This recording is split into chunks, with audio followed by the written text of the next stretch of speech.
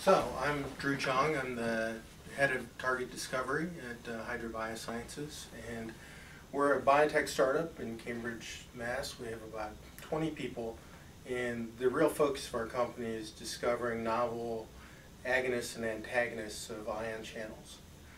So, when I started in science as an undergrad, I wasn't really clear what I wanted to do, and kind of spent some time trying out different majors and figuring out what was of interest, and I really didn't get very interested in science until I took a neuroscience course, and that really opened my eyes to the amazing intricacy and interesting properties in the nervous system. And then what did you do after your undergrad? So after my undergrad, I ended up going to graduate school at Stony Brook in New York, and I did my PhD in the Department of Neurobiology and Behavior there, really studying the genetic regulation of ion channel expression and function in mammalian cells. And then from there I went to Harvard and went to Children's Hospital, where I did a postdoc in a lab there.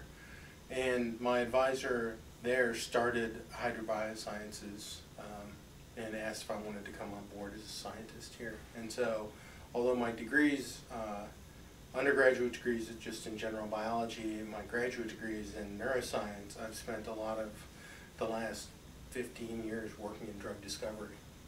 And so just applying the techniques to a new system.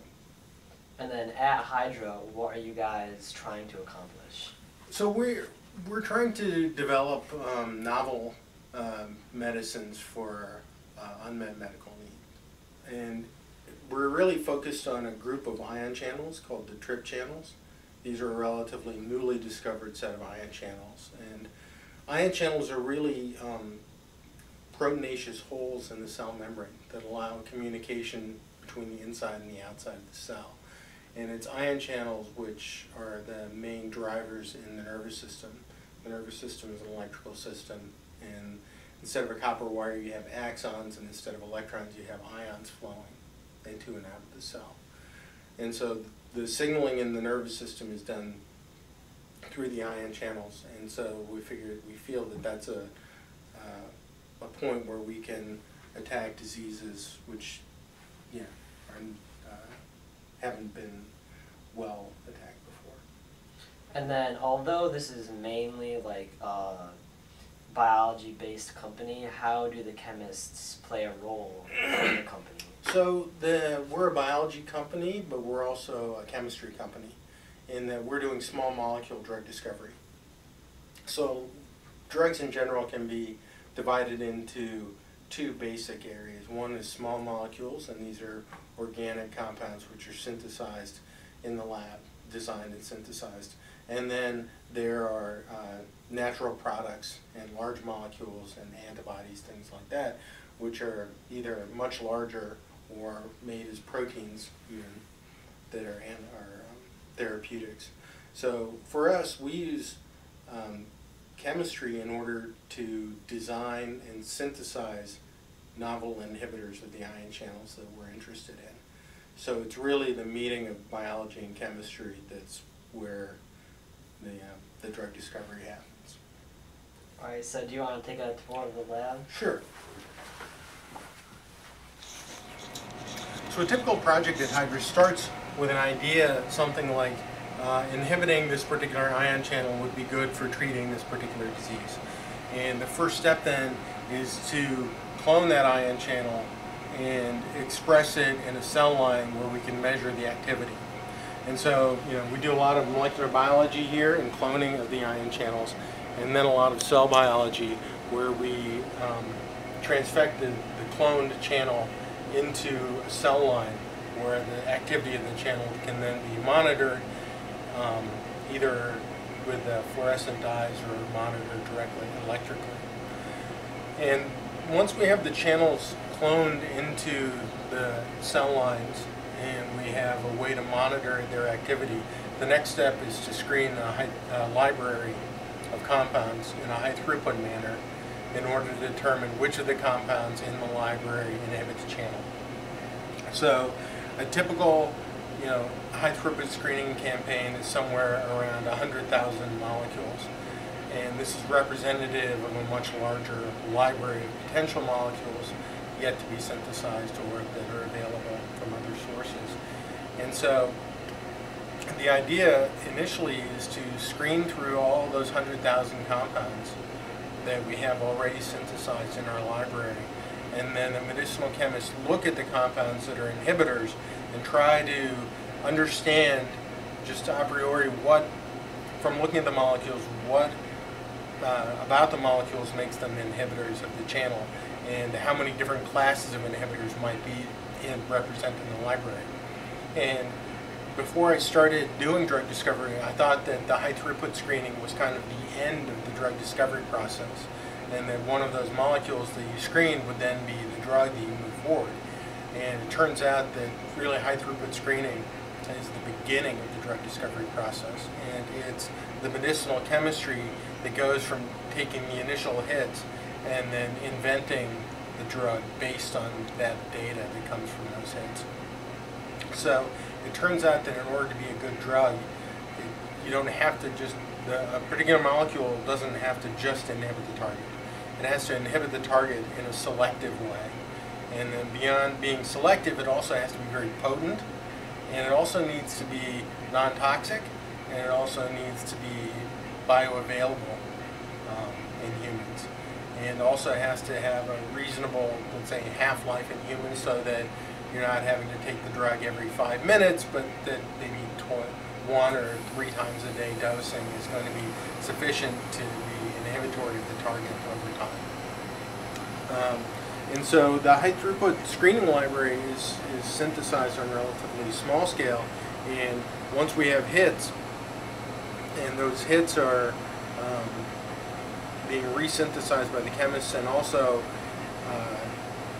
they're being functionalized in different ways and being expanded upon to make new molecules that could also be inhibitors. We have to go back and test those again.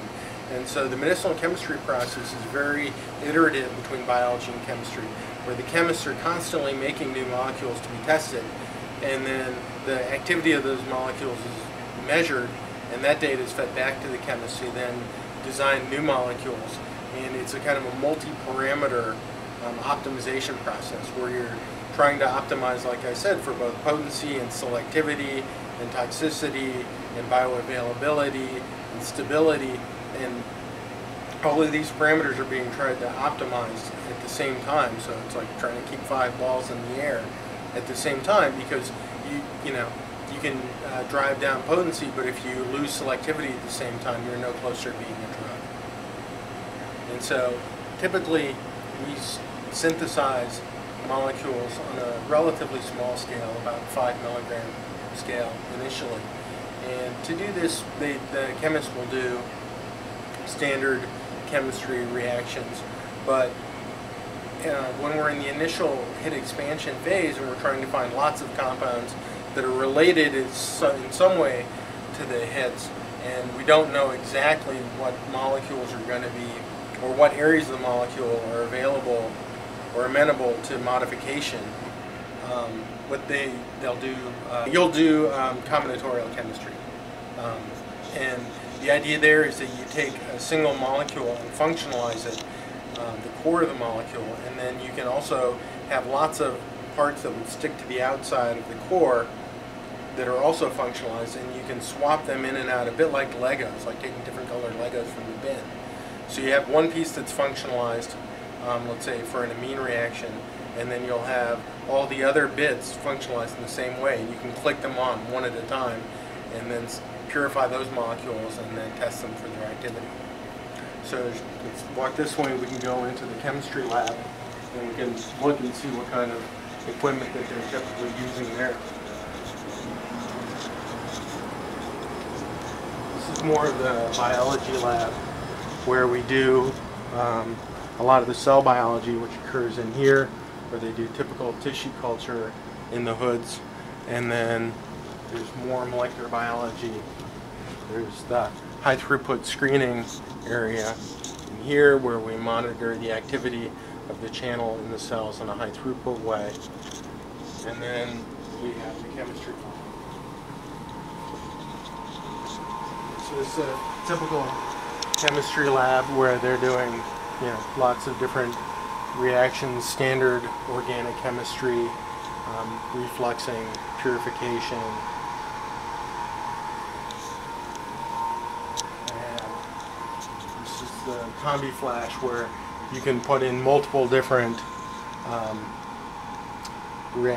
molecules and react them to form new molecules and then purify them automatically.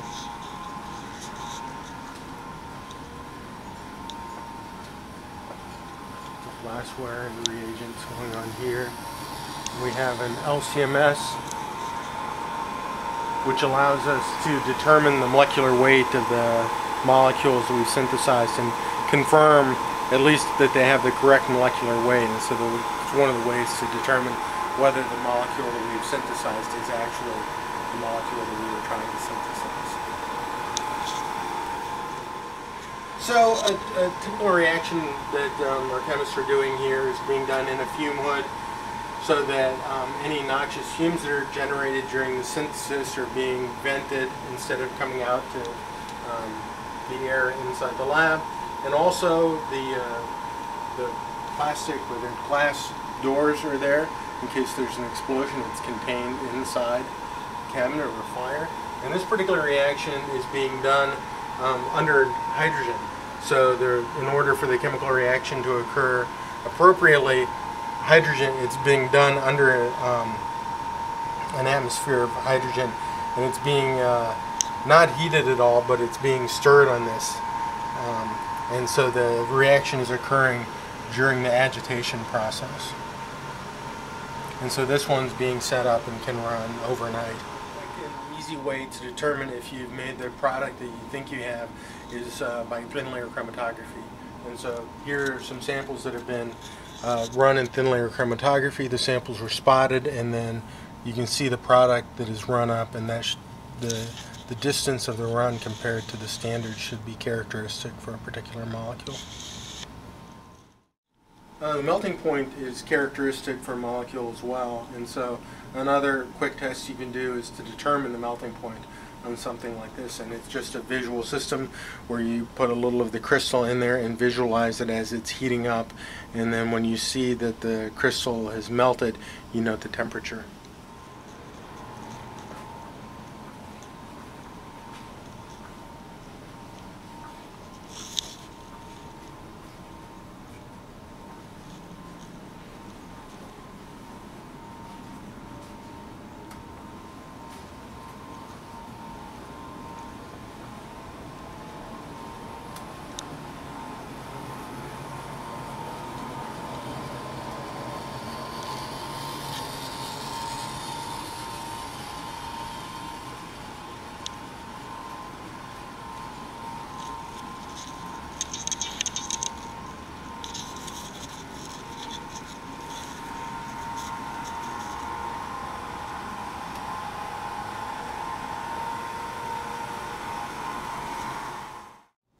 So although Hydra is not a chemistry company per se, we're a biotech company, chemistry really plays an integral role in everything we do, and is medicinal and synthetic chemistry is going to be as important to our success as the biology underlying the diseases that we're targeting. All right, well, thanks for your time, and I hope that you guys are successful with your research. No, my pleasure.